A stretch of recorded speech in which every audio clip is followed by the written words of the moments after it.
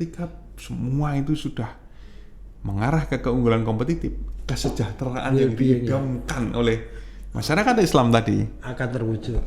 Jadi,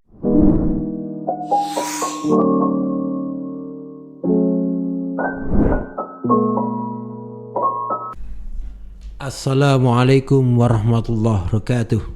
Waalaikumsalam warahmatullahi wabarakatuh. Podcastmu menebar manfaat untuk umat. Innal hamdalillah wa nahmaduhu wa nasta'inu wa nastaghfiruh wa na'udzu billahi min shururi anfusina wa min sayyiati a'malina may yahdihillahu fala mudilla lahu wa may yudlil fala hadiyalah.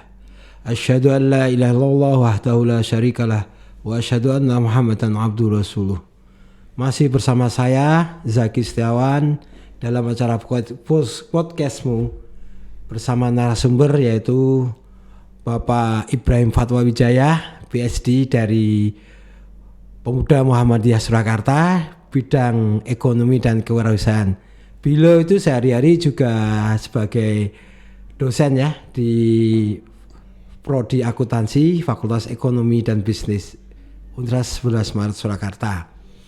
Pada hari ini saya dan Pak Boim, saya Zaki Setiawan dan Pak Boim ingin berbincang-bincang, ngobrol-ngobrol santai mengenai apa itu ekonomi syariah, ya gitu ya Pak Boim. Begitu ya Pak Boim? Yes Mas Zaki, nuwun sekali nih, senang sekali bisa diundang di podcastmu untuk yang keberapa kalinya ini kita ngobrol bareng ini. Sudah berapa kali ya? Tapi untuk ini podcastmu yang ini spesial. Karena ini kerjasama. Apa ini spesialnya? Karena ini kerjasama antara PDMes Surakarta dengan PDPM Kota Surakarta. PDPM, Pemuda Muhammadiyah. Pembinaan Daerah Muhammadiyah Surakarta. Ya. Mau ngobrolin apa hari ini kita Mas Zaki? Kita mau ngobrolin tentang ekonomi Islam. Dari hal yang basic, mulai dari definisi, mulai dari apa itu batasannya, apa itu indikatornya, ya seperti itulah.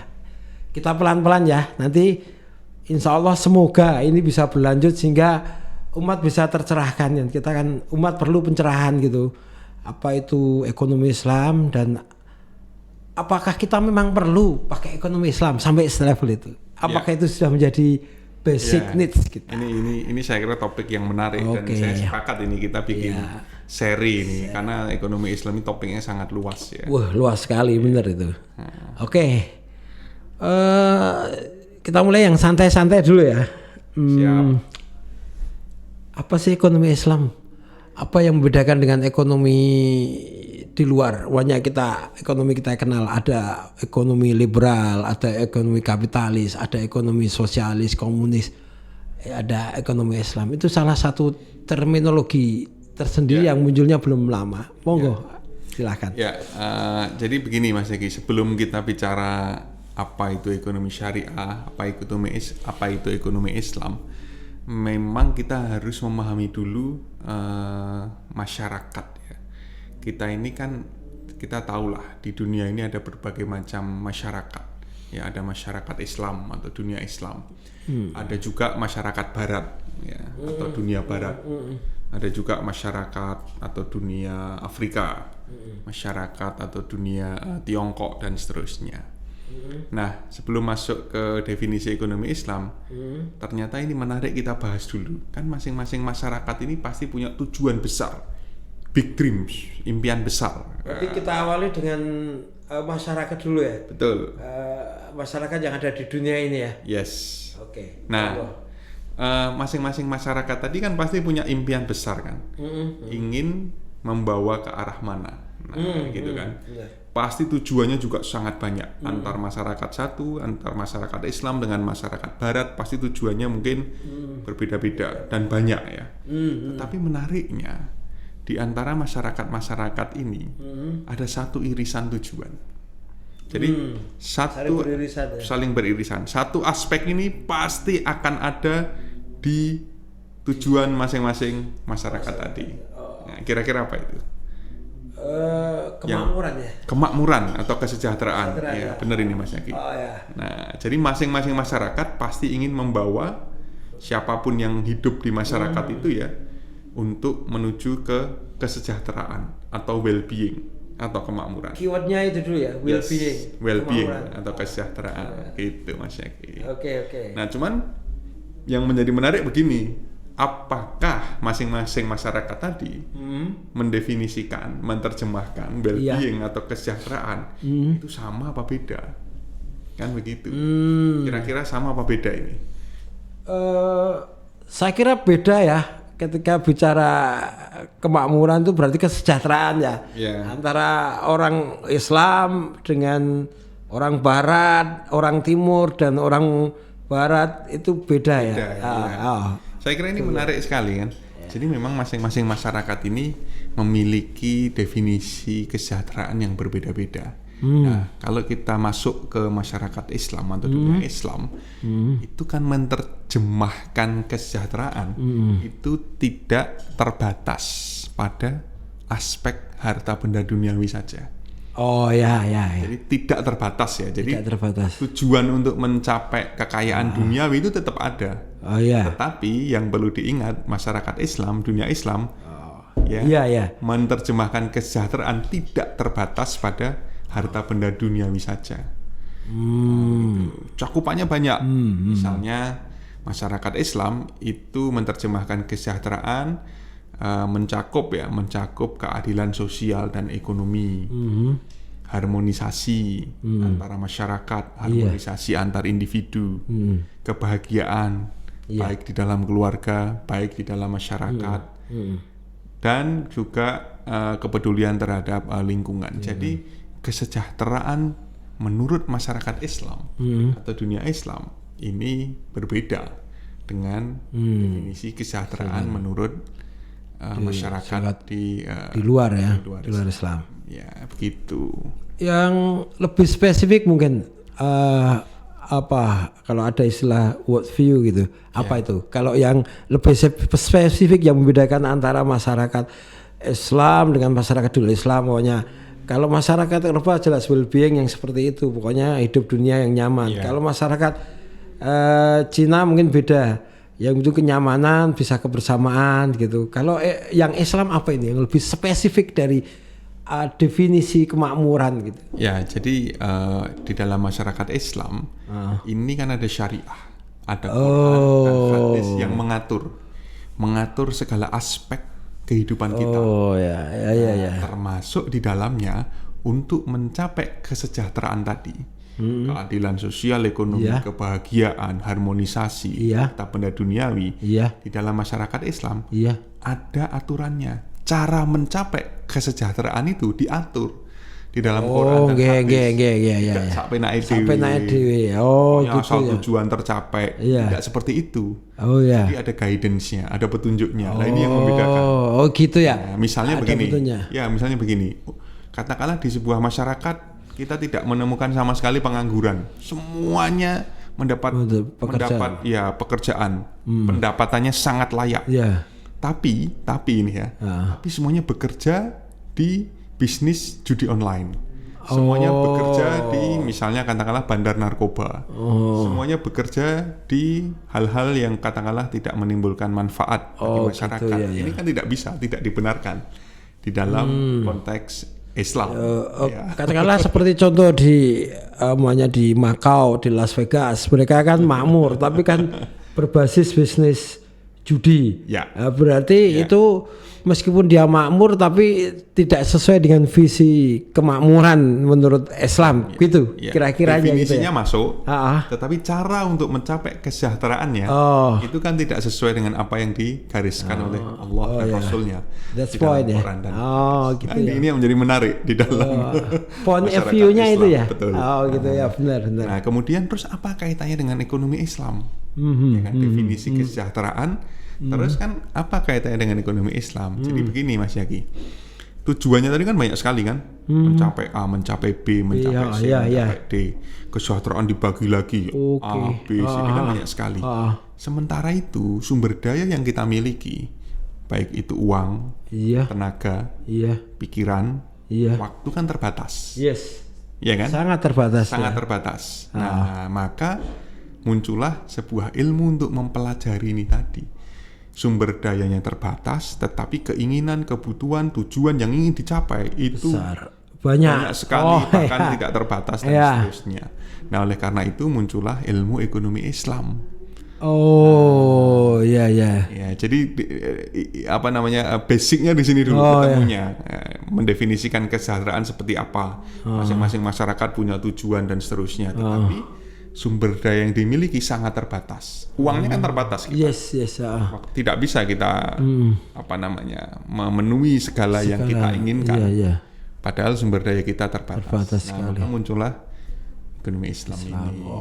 Jadi intinya itu ekonomi Islam tuh bagaimana kita hidup makmur tapi sesuai dengan aturan Al-Quran dan As-Sunnah gitu ya. Cara mencapai kemakmurannya, kesejahteraannya itu tidak sak-sae. Karena ada keterbatasan sumber resource yang ada di dunia ini. Ya, betul. Kalau sumber daya yang kita miliki tadi ini kita gunakan dengan sak-sae, sak-penae, tidak sesuai dengan petunjuk Quran dan hadis, meskipun itu digunakan untuk mencapai kesejahteraan, nggak bisa menurut kacamata Islam.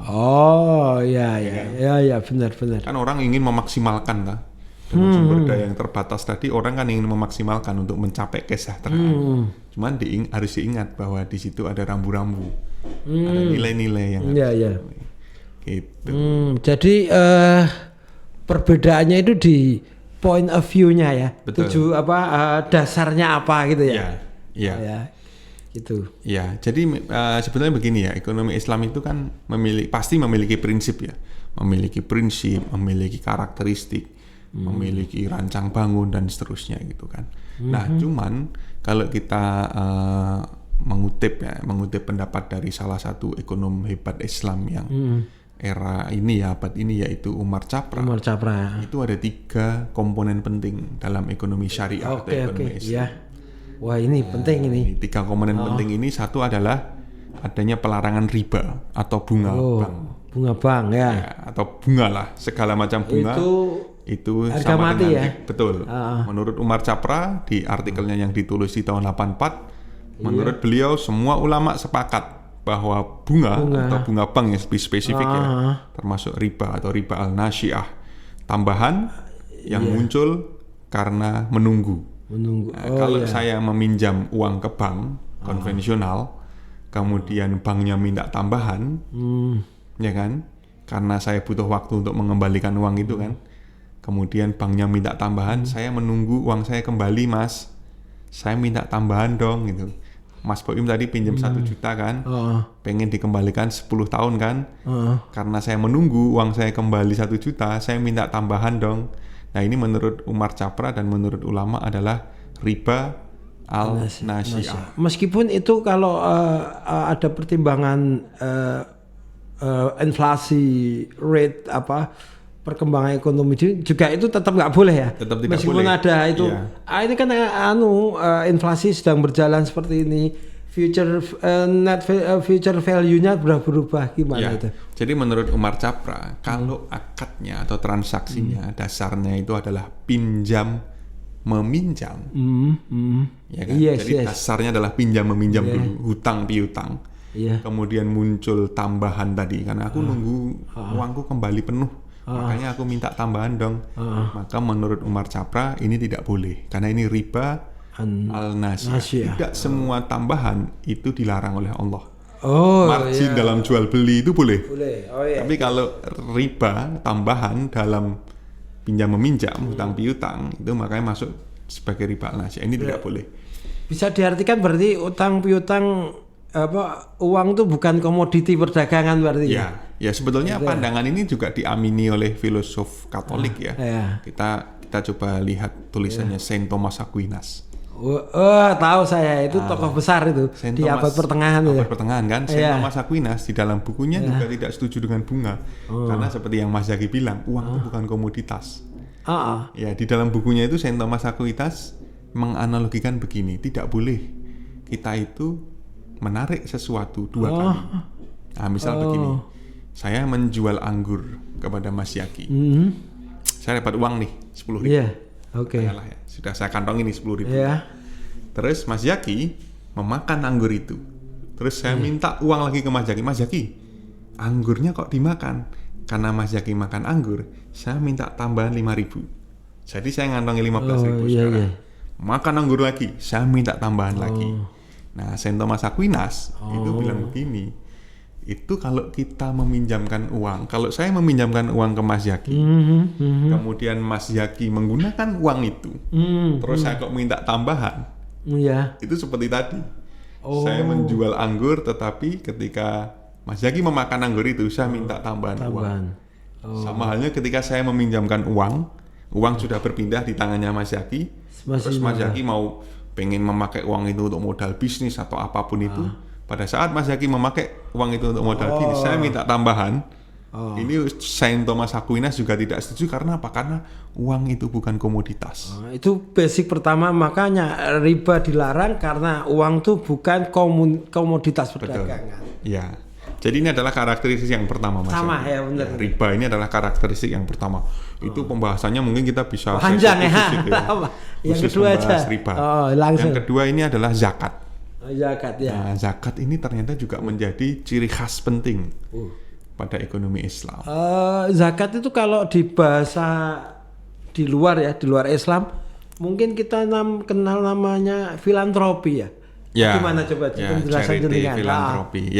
Ya ini kan memang ada tujuan ya. Kalau zakat ini kan sudah jelas siapa penerimanya, kemudian ada penghitungannya.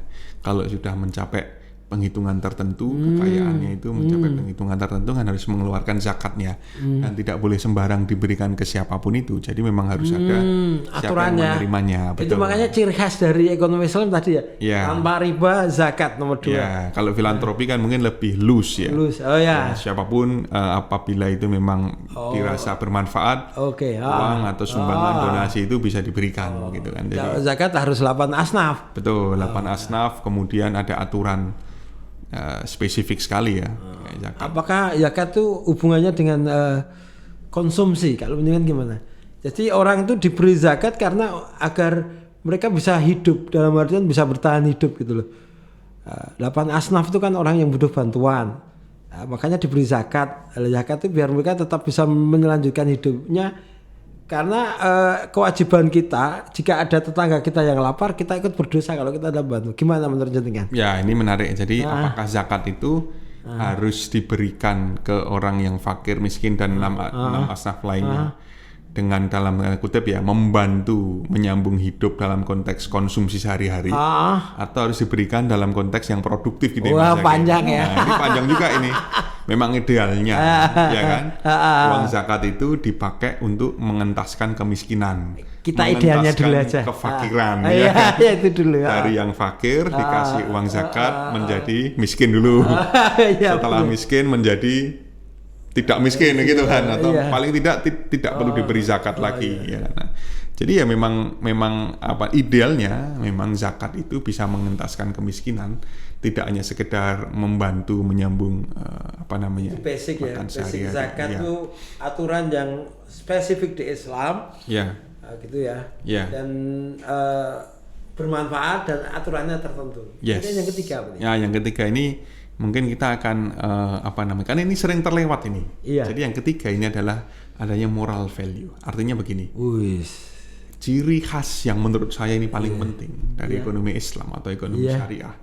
Dan ini sering terlewat, sering kita lupakan, tidak pernah kita bahas ketika membahas ekonomi Islam, adalah moral value. Artinya adalah setiap aktor bisnis, setiap masyarakat Islam tadi, ketika membuat keputusan, ketika membuat keputusan bisnis, ketika membuat keputusan ekonomi, ketika beraktivitas bertransaksi, itu harus ada injeksi moral dan value dalam setiap aktivitasnya, setiap keputusannya.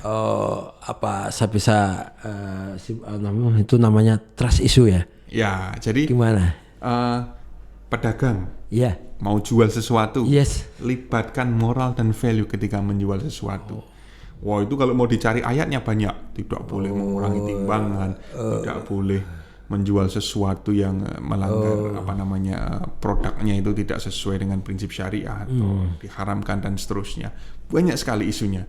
Kemudian ketika menjual harus terbebas dari gharar, ya, ketidakjelasan dan seterusnya. Gharar maisir, tidak boleh menggoreng harga. Banyak sekali. Tapi intinya adalah ketika pedagang itu menjual barangnya, memberikan jasanya, itu libatkan nilai moral dan nilai-nilai value Islam di dalam setiap keputusannya. Jadi komitmen beragama itu harus berimpact kepada ekonomi Islam. Betul, ya. Betul.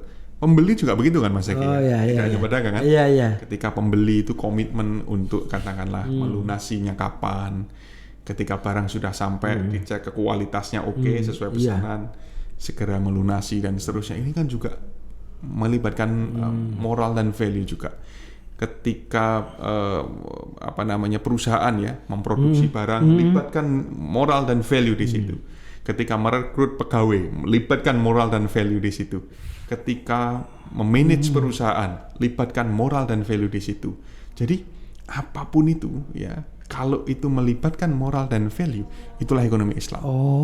Ya. Itu kalau yang ketiga mungkin bahasa umumnya mungkin kita bisa mungkin profesional, trust, apa gimana? Itu ada semua di dalam Quran ya. Gitu ya. Quran memerintahkan kita untuk menjadi pribadi yang itqan. Itqan itu istilahnya apa ya? Knowledgeable, berpengetahuan luas. Bahkan ada kalau tidak salah ya, khalifah waktu itu melarang ya, kalau pedagang itu tidak memiliki pengetahuan tidak boleh masuk pasar. Tidak gitu. Boleh, harus memiliki pengetahuan yang cukup. Jadi tidak sekedar jualan gitu ya. Jualan ini kan nilai-nilai moral value juga. Jadi harus menghormati mekanisme pasar, harus menghormati etika di pasar gitu ya. Etika, kemudian profesionalisme. Gitu ya. Jadi inilah menurut saya yang paling penting. Tapi ini seperti tidak pernah kita bahas. Iya. Padahal di tempat lain itu dibahas tuh, kalau kita membaca buku buku orang Cina berdagang itu kan isinya mirip-mirip seperti itu. Mirip juga kan. Yang namanya trust, yang namanya komitmen, yang namanya untung bareng, kesepakatan itu kan sangat dijaga itu. Buku-buku. Jadi begini, karena kenapa kok moral atau value ini menjadi hal yang penting dan menjadi salah satu karakteristik penting dalam ekonomi Islam tadi. Satu, alasan pertama adalah ketika Islam menerjemahkan kesejahteraan tadi, itu kan tadi sudah kita bahas. Tidak boleh cara untuk mencapai kesejahteraan itu sak-sae. Maka ini berarti ada moral value yang menjadi panglimanya. Saya pengen sejahtera, pengen bahagia di keluarga, di masyarakat. Oleh karena itu saya harus mengambil keuntungan sebanyak-banyaknya tanpa memedulikan kualitas, tanpa memedulikan profesionalitas dan seterusnya, tidak boleh. Ini berarti ada moral value-nya. Ini satu. Yang kedua adalah kenapa kok moral dan value ini menjadi penting di dalam ekonomi Islam. Itu kita pinjam dulu teorinya dari Barat dulu ya. Jadi begini, setiap ada transaksi, entah itu antara penjual dan pembeli, ada keputusan untuk berpartner antara partner A dan partner B dalam sebuah bisnis. Keputusan untuk melakukan investasi antara investor dengan investinya atau yang diberi modal, ini pasti ada informasi yang tidak berimbang atau asymmetric information. Entah itu dari pedagangnya, entah dari pembelinya, entah partner A, entah partner B, pasti di antara mereka ini memiliki informasi yang nggak berimbang. Pedaganglah yang paling tahu kualitas barangnya. Pedaganglah yang paling tahu kondisi bisnisnya. Pedaganglah yang paling tahu skill bisnisnya. Pembeli hanya bisa menebak-nebak. Sebaliknya, pembelilah yang paling tahu kualitas kejujuran komitmen untuk membayar. Itu siapa? Pembeli benar. Pedagang atau penjual hanya bisa menebak-nebak. Benar. Partner A dan B bikin bisnis bareng. Yang paling tahu komitmen partner A, yang paling tahu kejujuran partner A, integritas partner A, skill bisnisnya siapa? Ya si A itu sendiri. Benar. si A tapi juga tidak bisa tahu persis skillnya si B seperti apa. Benar. Nggak tahu juga, ya kan? Susah kan? Nah ini ada masalah klasik di sini. Informasinya nggak berimbang. Karena informasinya nggak berimbang, asymmetric information. Oh ya. Maka muncullah yang namanya transaction cost of economics. Oh, jadi ketidak mengetahuan tuh memunculkan biaya ya. Yes. Ya, memunculkan transaction biaya. cost of economics, tidak literally biaya itu ke uang ya. Bukan. Ya, bisa jadi mungkin literally bisa ke loss gitu ya. Ya. Jadi transaction cost economics ini dikenalkan oleh Oliver Williamson ya. Itu artinya apa? Artinya supaya partner A tadi tahu persis tahu persis tentang B dan meminimalisir kalau B nanti nakal, tidak jujur, menipu dan seterusnya, maka A ini akan spend waktu, tenaga, pikiran, bahkan uang itu untuk cost. Ya, itu cost. Untuk meminimalisir kemungkinan dicurangi. Itu namanya biaya, cost ya. Itu cost, tidak hanya terbatas uang. Tidak hanya uang, benar. Setiap hari was-was. Riset, was-was, takut. Monitoring, ya kan, dipantau terus, habis waktunya kan, pikirannya terkuras, waktunya terkuras, tenaganya hanya untuk memantau, jangan-jangan si B itu menipu saya. Oh ya, benar. Jangan-jangan si B bikin produk tapi tidak sesuai kualitas. Ya, cost itu. Jangan-jangan si B bangun rumah harusnya semennya 100 sak tapi cuma 70 sak. Oh iya. Banyak sekali kan contoh-contoh seperti itu kan? Banyak sekali ya, benar. Jangan-jangan pegawai saya tidak membelanjakan uang saya sesuai dengan peruntukannya. Iya. Ya kan? Dan banyak sekali lah. Itu asymmetric information kan. Maka si A ini tadi harus spend segalanya, waktu, tenaga, pikiran terkuras habis hanya untuk memastikan si B tidak menipu saya atau uang investasi saya digunakan sebagaimana mestinya. Itu kalau semakin tidak percaya berarti cost-nya semakin tinggi. Semakin tinggi. Oh ya. Nah ini kan, dan ini mau transaksi bisnis apapun, keputusan bisnis apapun, aktivitas bisnis apapun. Ada asymmetric information, ada transaction cost of economics. Oh, jadi informasi nggak berimbang, terus ada cost-nya ya. Betul. Nah, ekonomi Islam salah satu ciri pentingnya adalah moral value. Untuk kalau moral value ini dilibatkan, si A punya moral value ketika membuat keputusan bisnis investasi apapun, si B juga punya moral value ketika membuat keputusan bisnis berpartner apapun itu, pedagang, pembeli, ya kan, investor dengan yang diinvest, semuanya punya moral value. Apa yang terjadi? Mereka cost-nya turun dah. Cost-nya akan turun. Cost-nya turun karena semua akan merasa saling percaya, mereka akan saling berkomitmen, profesional, sehingga tidak ada kekhawatiran di antara mereka. Rasanya lebih nyaman, lebih tentram. Betul. Waktu tidak terkuras habis untuk monitoring was-was, tenaga, pikiran, uang. Kenapa? Karena masing-masing sudah menginjeksi moral value berdasarkan prinsip Islam, berdasarkan Quran dan hadis ke dalam semua aktivitas bisnisnya, ke dalam semua aktivitas ekonomi. That's it ya. Ini yang kadang kita tidak merasa ya, bahwa inilah ciri khas ekonomi Islam yang paling penting. Terus dampak besar ujungnya nanti apa kira-kira Mas Yaki? Keunggulan kompetitif. Itulah end of goal-nya. Ekonomi Islam itu kalau ada moral value, semua sudah tidak memikirkan dicurangi, tidak memikirkan ketidakjujuran, penipuan dan seterusnya. Otomatis pikiran, tenaga, waktu akan dipakai, diporsir, difokuskan untuk hal-hal yang strategis. Benar. Gimana saya mau memenangkan persaingan? Ini ada kompetitor baru, siap nggak saya memenangkan persaingan? Ya kan? Wah, kita butuh launching produk baru, kita butuh riset, ya kan? Wah, ada perubahan tren customer, ada perubahan kebijakan dari pemerintah. Ada perkembangan IT yang sangat cepat. Semua tenaga, pikiran, waktu dari masing-masing aktor bisnis di dunia Islam tadi itu akan fokus digunakan Di untuk situ mengatasi ya. challenge, tantangan di situ. Kalau semuanya sudah seperti itu, secara ini tadi ya, individu A dengan B, ya kan, pedagang A dengan pedagang B, investor A dengan investor B. Coba kita bayangkan, semua masyarakat Islam mempraktekkan itu, maka akan muncul yang namanya keunggulan kompetitif. Gak ada yang bisa menyaingi. Islam pasti akan kembali ke zaman kejayaan sosioekonomi abad 7 sampai 13. Berarti bisa kita ambil pelajaran bahwa kejayaan Islam saat itu karena moral value-nya tinggi. Moral value yang sangat tinggi. Ketika Islam berjaya Betul. di dunia, ya, Betul. di abad pertengahan ya. Betul. Moral value sangat tinggi waktu itu.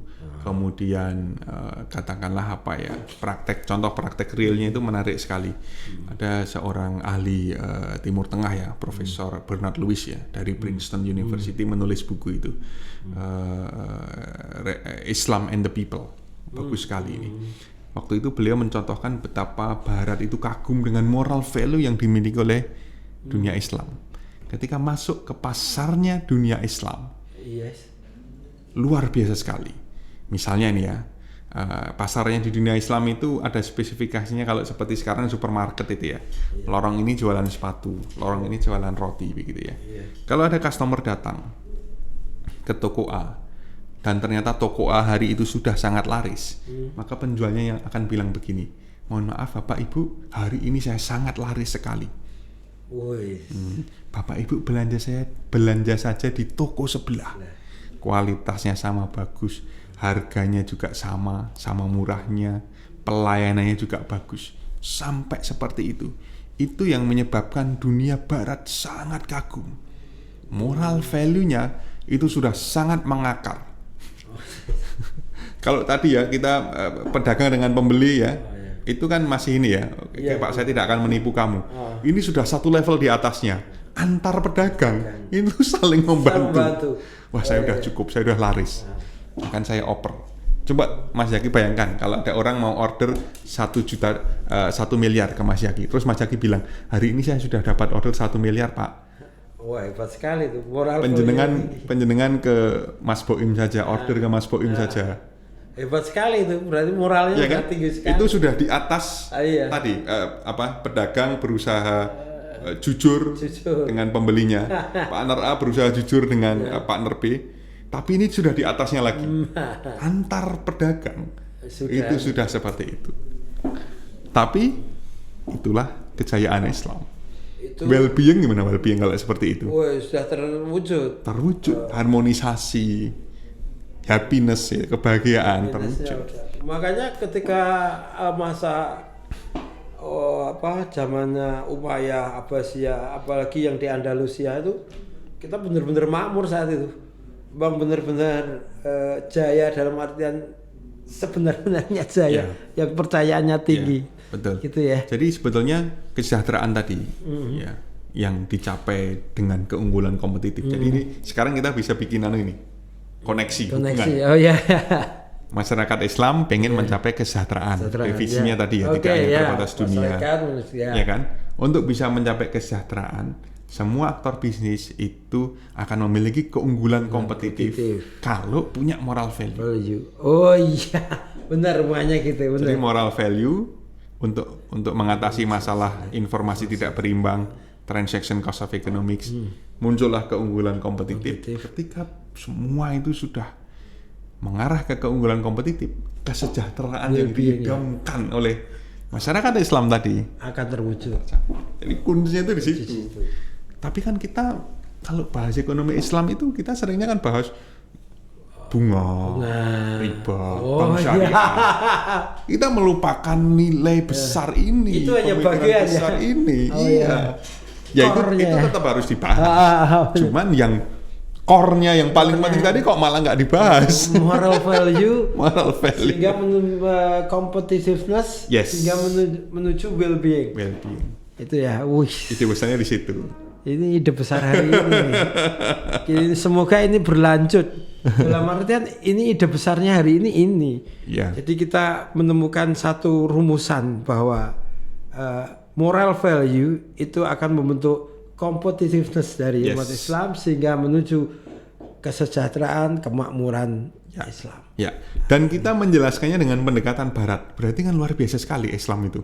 Oh sangat universal. Universal. Bisa didekati dari sisi mana? Mau dari Barat, mau dari Konfusianis, mau dari Eropa, dari model Amerika, Arab, ada bisa semua.